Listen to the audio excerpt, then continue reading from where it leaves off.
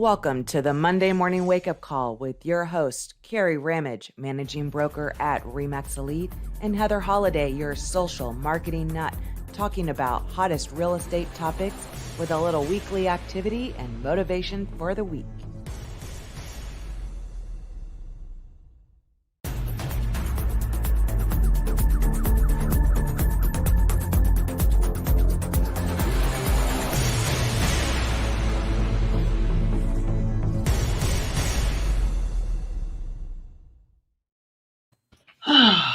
Good morning and happy Monday. Good morning and happy Monday. I got to turn my jingle jangle off on my phone.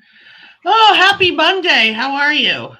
I am good. I'm on a high, so we both did some fun stuff. Well, I was at the Florida Realtors Convention all week, and it ended with a RPAC, Realtors Political Action Committee, I think it's called. Had a party at Andretti for the major investors on Saturday night, so that was fun. Lots of food, drink, and playing around, so that was good. But how is the Andretti over there? Because when my daughter, that's all she wants to do when we go down in a couple weeks. And I'm like, it's going to be right where we're staying, but it's all inside, which is different. But I'm sure it's like ginormous. It's huge. I didn't ride the go-karts, so I can't tell you what that was like. But there's laser tag, there's the ropes course. It's good. It was nice. And the ones that did ride the go-karts had a great time. So after the ropes course, I had enough. Like, that was it. It's like we've been there so many times, in Melbourne. Yeah. And of course, she could only ride, either the kiddie one or the one level up. Oh, right. Now she has her driver's license, so she's been dying since she got her driver's license to be able to do the big track. Well, I suspect they're going to look at her and say, oh, she can't ride. And then she's going to have to say, I'm 18. And I remember we would put her platform shoes on. Yeah. And I made her wear a hat to be able to go to the bigger groups when she was smaller. It's like, wear the platform shoes today. So it was good. It was good. I always liked the Florida Realtors Convention. My favorite thing, my super favorite thing is Rebar, which I didn't get to go to. That was on Tuesday. I saw that. I know. I was like seeing all the posts, and then of course I was craving my guacamole, which is always our kind of tradition. Correct. I guess at the Mexican restaurant. Table side. Oh, it's so good. And I'm like looking at everybody, and I see like a margarita glass, and I'm like, I know exactly where they're at, and I'm missing my table side guacamole. So, but my second favorite thing is the legal update. I always like going to that. It's one of the most informative classes. It lets you know what's fascinating kind of been going on in the industry, and there's some upcoming changes to the FAR bar contract. So they reviewed some of that. So it's good to get a sneak peek on that. I took a lot of screenshots that I'm going to be sharing. But anyway, awesome. and it's a great networking event. I mean, it's great to see your fellow realtors all over the state and make some connections and get to know each other. So it was good. It's good. No, that's awesome. I played. We saw. Weekend. I played the Jeep Invasion, which I was told to not buy anything until this weekend. So I've been saving all my coins for all this stuff. And I got my entire shopping list done and then some. Good. So I'm excited. And I wasn't sure. I'm not big on crowds, like Bike Week and all that. Like, been there, done that. I'm good. And I kind of thought that's what it would be like. And I would do it. And I probably would never go back, but I at least, to check it out. And it by far was like my favorite weekend I have ever done. So that's awesome. Yeah, it was a lot of fun. So it was nice to be able to play and just kind of decompress and just do my thing, I guess. But good.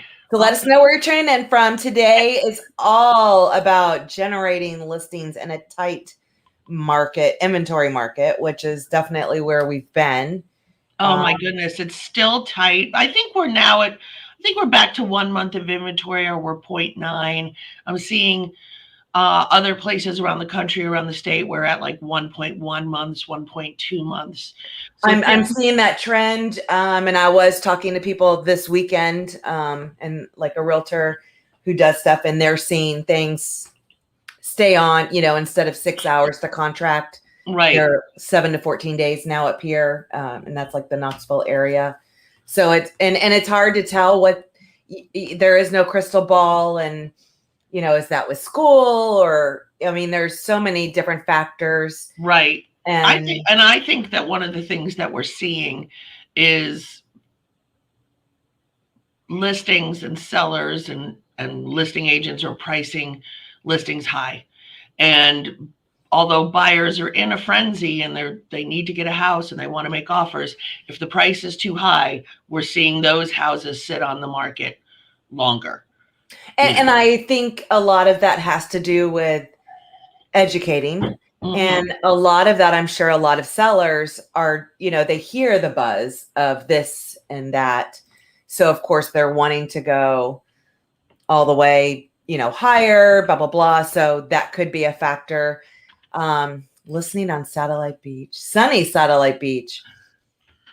I'm going to try to enjoy the couple hours of sun because apparently I'm right in this little path. So I plan on getting a lot of rain in the next day or so. Yeah. And while you're mentioning the rain, just prayers to everybody down in New Orleans or Louisiana, whichever part of the state you're in where you're getting hit and with the hurricane. I mean, it's just, you guys have taken it a few years now with some bad hits. And so we're all thinking about you down there. Absolutely. I feel, it reminded me of when the market was kind of crazy like this, 405, when it was kind of make your price. And I mean, it was just insane. But I do remember when Katrina hit. Yeah. It was almost like that, to me, felt like the pivot point. Yeah. In the market, where it didn't like slow down. It was almost like it stopped and immediately completely changed. And I don't know why that would even happen. But I do remember that was the moment of a complete change into a completely market shift. Yeah. Yeah. So, with it just reminded me all of that, with this hurricane being on the anniversary and, so it's, you never know. There is no crystal ball on what's going to happen, but. No, for sure not. Although all the economists that spoke at Florida Realtors and the chief economist for National Association of Realtors are all kind of talking about why this may be different than the last time. I mean, interest rates have a huge bearing on it. With interest rates so low, it's enabling so many more people to be able to buy homes, or homes more expensive than you can when the interest rate is higher. But again, we don't know what's going to happen. I think it just comes down to, if now is the right time for you to buy or sell, then it's the right time. For whatever reason, we always say, marriage, divorce, babies, move, empty nest. I mean, there's so many different factors, and I think it's up to the agent to really be able to reach out. And that's what today's kind of just going over different ways that you can approach people about it, what kind of to look for, who to go after. And it's really about to have that conversation. It's always, I think it's always about the conversations. I mean, we're here to connect the buyers with the sellers, but if you don't have as many sellers, you need to remember to have that conversation ongoing and make sure that you know what that conversation is, and it's funny. I sat in this one class. It was about the 6-minute business plan. And I sat in there because I thought, let me see if there's anything that I'll learn in this class that's different from that we can add to our business planning. And I will just say, I was proud to say that everything we were doing, it was already in this class. So bad I didn't learn anything new, but good, because we're on the right track. Yeah, we're on the right track. Something right, or we're doing something. And she went into the whole thing where, people say to you, and hopefully we all know what the answer is to this question, but the question is, how's the market? And you always answer that question with a question. And that question is, well, that depends. Are you buying? Are you selling? Are you renting? That way you're asking the question so that you know how to then answer. Right. Because it may not be the right time to sell for everybody, but to have an answer to what is their need. Maybe it's a second home that they're not using. Maybe it's, they've had it for a while. That could be ideal.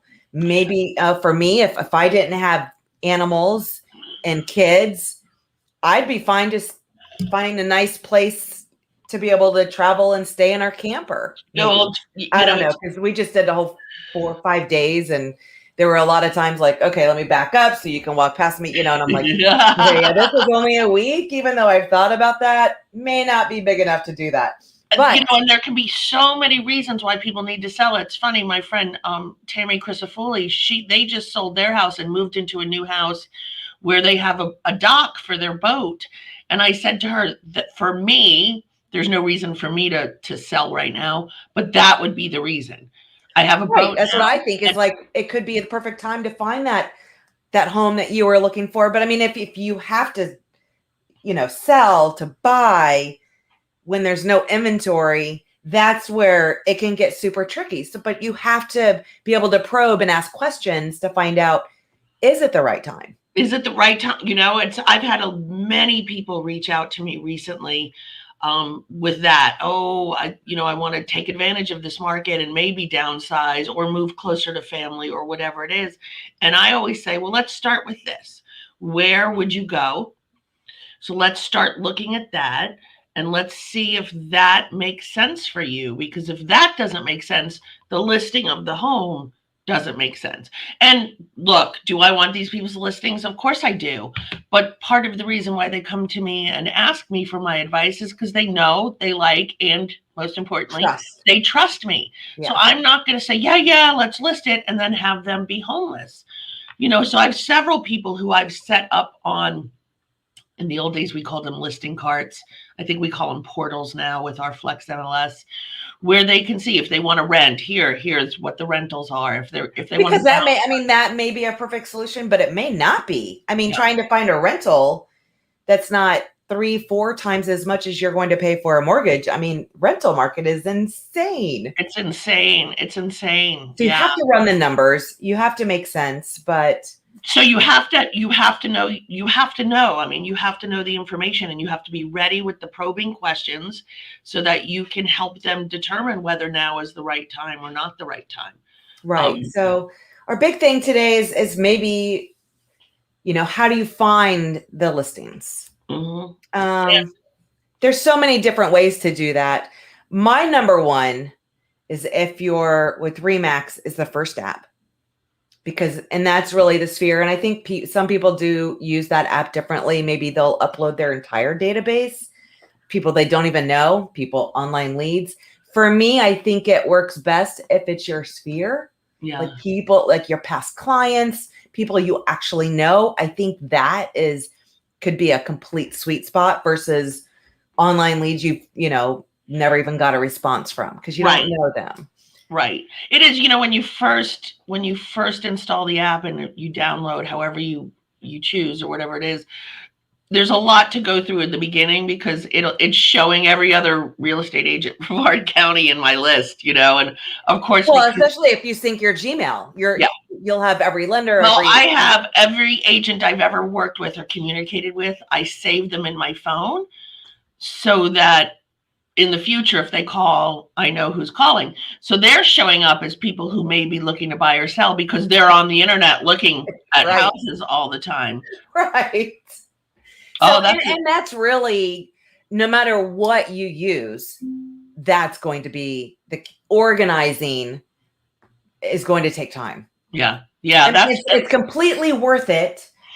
But that's where the time management. And I just say, you know what, just set aside 1 hour a week to really go through your CRM, whatever you use. I don't care if it's an Excel, if you use Follow Up Boss. I mean, there's so many different programs out there. There is no one size fits all. It really depends on what you plan on doing. And then they always say the number one thing is which one is the best one? The best one is the one you're going to use. I don't care if it's. Did we just say that? It doesn't matter what it is. It could be Excel, whatever. Yeah. It's just, and no matter what you do, there is no magic pill. It is not something you can really hire someone or outsource for someone to organize because they your don't know. database. Yeah, they don't know Don't who's know who. your relationship. Yeah. And real estate is a relationship business. It's all about those connections and relationships. And I think you even posted something about, something about that. Yeah.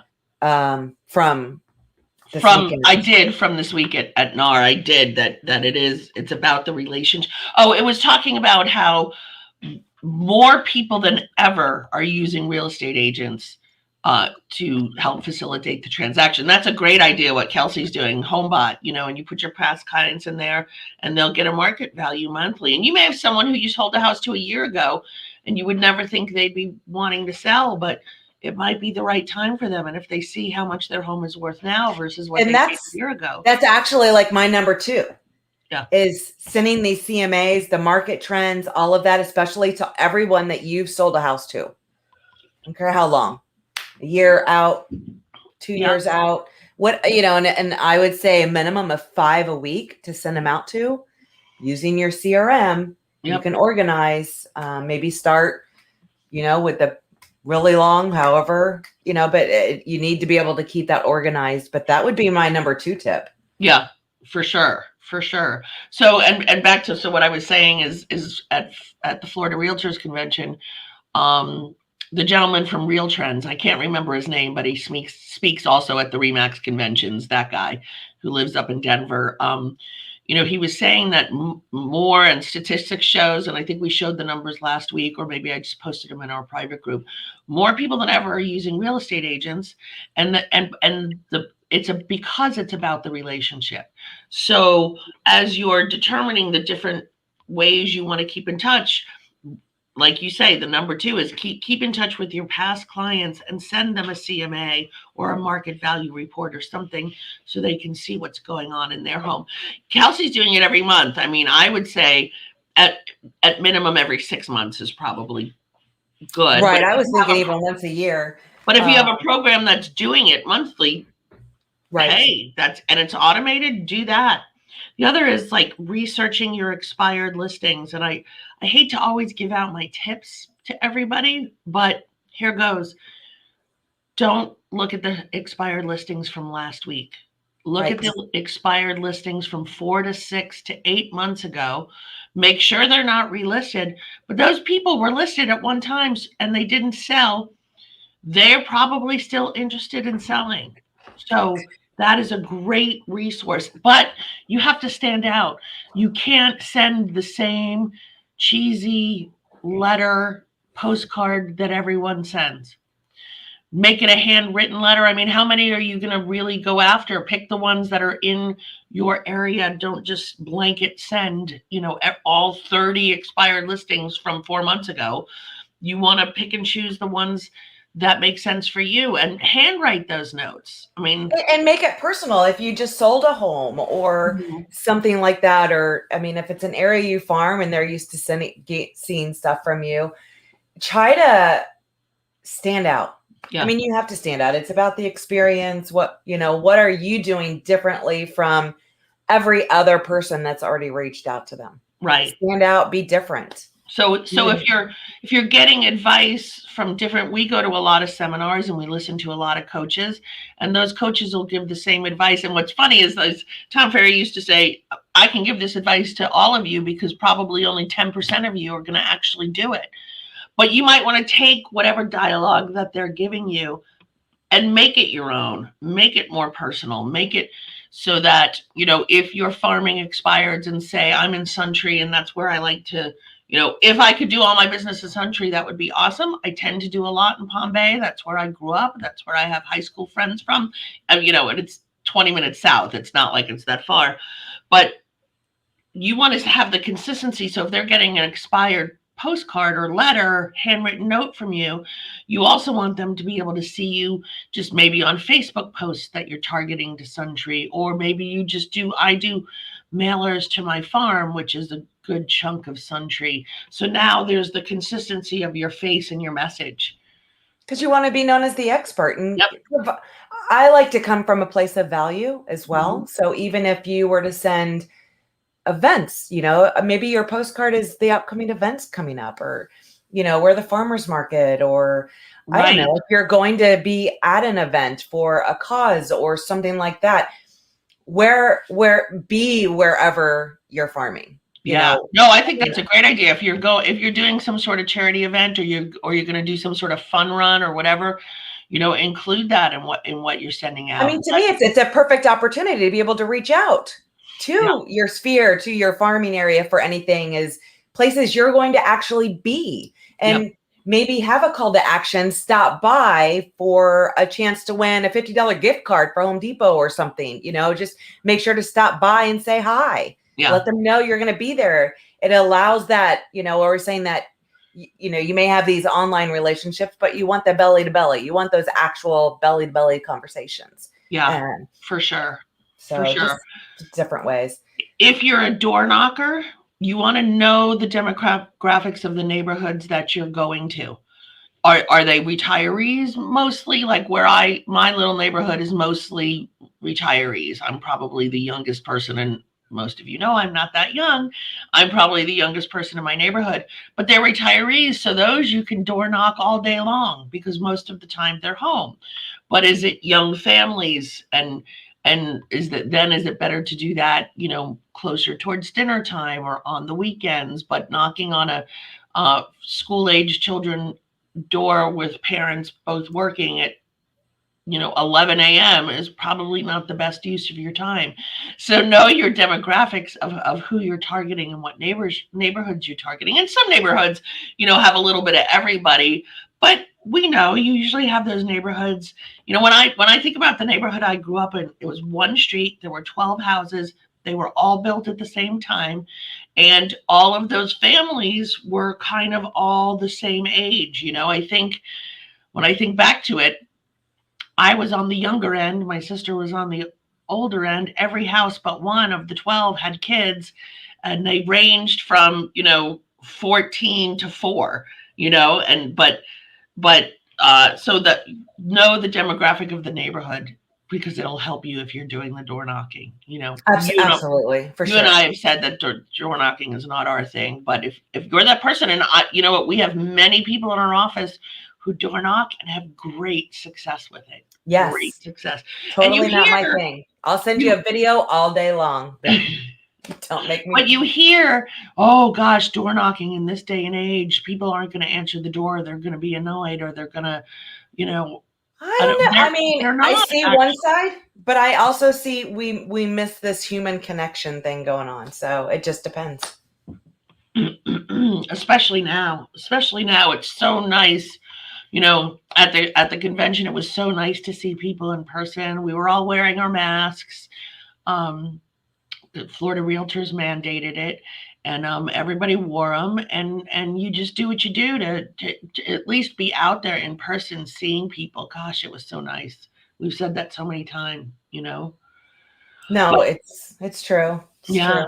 And so then the other is stay on task. If your goal is to get some listings for your buyers, or just to get listings to put them into your inventory, set that time aside each day and make it a goal to connect with 20 people a day regarding a listing. I was telling this story the other day. I have a family friends, they passed away, and so they had told their children prior to that they wanted me to list their home.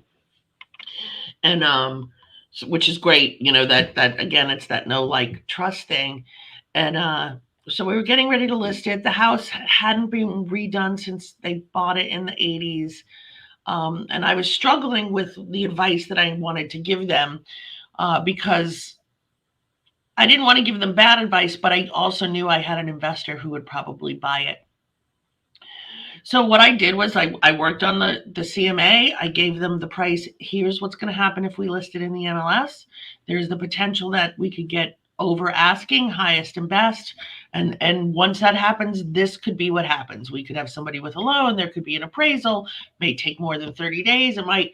And I said to them before I did this, I said, I'm also going to show it to my investor and see if he wants it. I'm not even going to tell him a price. We're going to let him give us an offer, and we're going to see if it is even in the ballpark. And then I'll do the numbers. I'll show you how much you'll walk away with in this case. I'll show you how much I'll walk away with in that case. And it ended up, he gave a price that was about $15,000 less than I would have listed it for.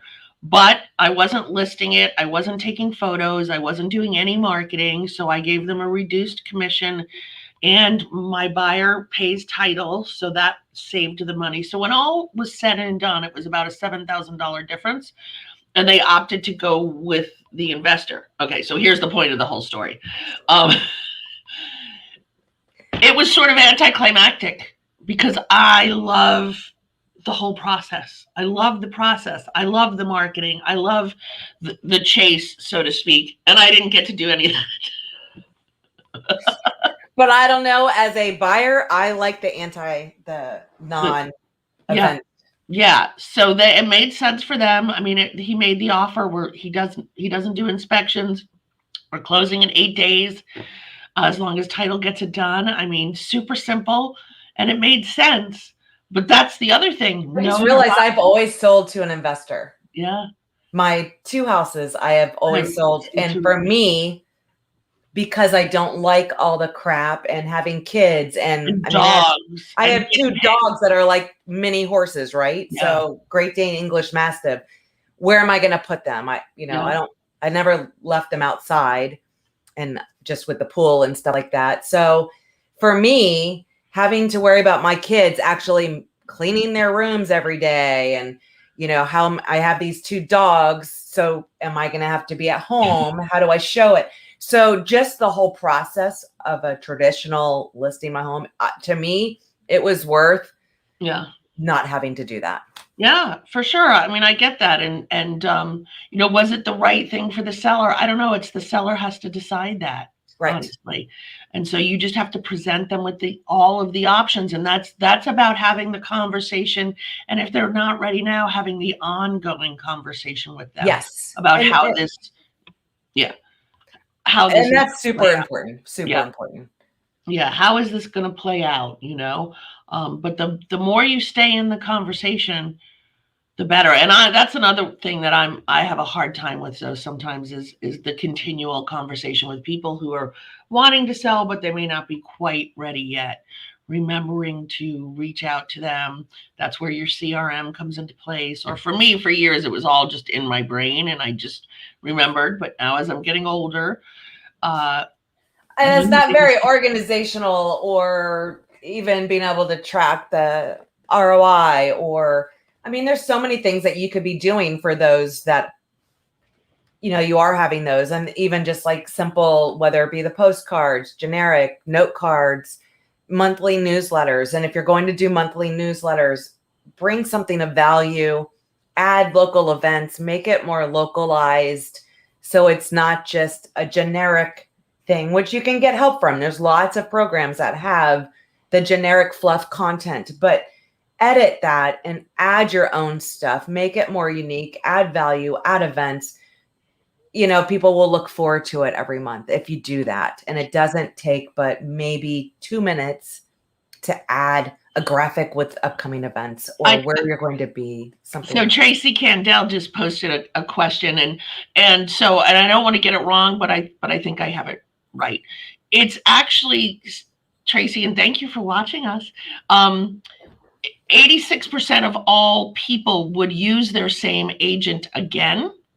However, most agents don't keep in touch with those people. So the statistic of who actually uses their agent again is like something down in the 40s or number. And it's crazy, right? Drastic difference. Yeah, I loved my agent was a rock star. I mean, knowing we're basically paying cash for this low priced home. I felt like I could have been buying $500,000 property. She treated, and she was on it. Like everything about her was amazing. Never heard from her again. And it's been 2 years, which is, and I guess that it just is what it is. And they're not on social. So it's not like I'm able to keep the connection that way, but they were amazing. And, and it just, of course it. Yeah. So that's a pet peeve of mine. Like, stop, you were so amazing. 86% of people would use their agent again. It's just the problem is that they don't keep in contact. So then they just find someone else, whether they found the person who knocked Well, on their because door. I have a lot of realtor friends up here, right? I mean, I've done classes I have relationships built with agents up here now. So would I use this rock star amazing agent? I don't know, because now I have relationships with other agents and mine has never so much as said hi. Yep. So, I mean, you got to think about that. I mean, I think sometimes we have our realtor brain on and we're not thinking as a consumer. Well, and we're just thinking about where's the next current transaction, or where's the next, but we're not looking at the past to get our next. Which has $117,000 price tag on each of those heads, right? Yes, we talked about that last week. Yeah. Yes, Yeah. So there's just so many little things, but hopefully you got some nuggets. Really, it's those relationships. Where to go. Don't have to go right after the super close expireds. Look back. Make sure you're reaching out to those that you have sold to. Send them, even if you have the home buys that are doing these monthly trends. And I know like our websites have all these really cool tools. Do something personal. Maybe sending out a really nice CMA. I don't like the ones that come from the MLS. They're so boring, I think. But maybe if you want to make it pretty, have a template. 5 a week minimum 5 a week. Within our system, I don't use the regular CMA and the MLS, but RPR has a really nice one. I was going to say RPR is really nice. But that's kind of the one you want to do, once a year or twice a year. Well, that's what I was thinking, the once a year is do that. But I mean, really, and focus on, like, I love how Jared James used going after using the words like your portfolio. Mm-hmm. And stuff like that. And at least once a year, sending them out. But I would, be an overachiever, send more than 5, but at least 5. And that really nice, exclusive, bigger one, CMA, once a year minimum. Yeah, for sure. So the weekly action plan, get back to the phones, start reaching out to people, whether it's circle prospecting or your sphere of influence, but talk to 25 people this week. Send out a marketing piece. I like to speak to people in many different ways. Sometimes it is just a phone call. I heard this, and I can't remember who it was, but their big thing was every appointment is a lunch or a coffee. So maybe you start doing more of that with your sphere, with your friends, with your fellow mothers out there.